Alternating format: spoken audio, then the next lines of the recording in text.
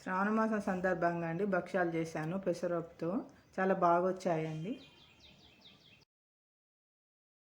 శ్రావణ శుక్రవారం కదండి, అమ్మవారికి నైవేద్యానికి భక్ష్యాలు చేస్తున్నా అండి.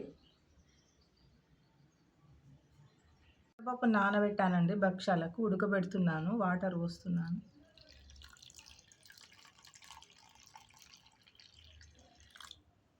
పప్పు మెత్తగా ఉడికిందండి, ఇట్లా అనాలి. పెసరపప్పు అండి మెత్తగా ఉడికిందండి, ఇట్లా గరిటెతోటి అంటే మెత్తగా వస్తుంది. ఈ కప్పుతోటి పప్పు తీసుకుని నేను ఉడకపెట్టానండి. దీంతో చక్కెర పోస్తున్నాను, 1 కప్పు. మీరు ఒక్కటికి 2 అయినా పోసుకోవచ్చు, 1.5 అయినా పోసుకోవచ్చు. చక్కెర కరిగేదాకా కలపాలండి, ముద్దగా రావాలి. ఇలాచి పౌడర్ వేస్తున్నాను అండి, నెయ్యి వేస్తున్నాను. భక్ష్యాలకు మైదా తీసుకున్నా అండి, కొంచెం నెయ్యి కూడా వేసి కలుపుతున్నాను.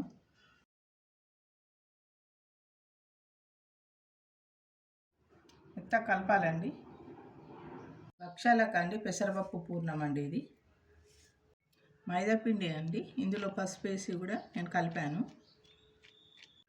పూర్ణం పెడుతున్నా అండి, మధ్యలో పెట్టి ఇలా అన్నానండి, అంతా రౌండ్ చేయాలి దీన్ని.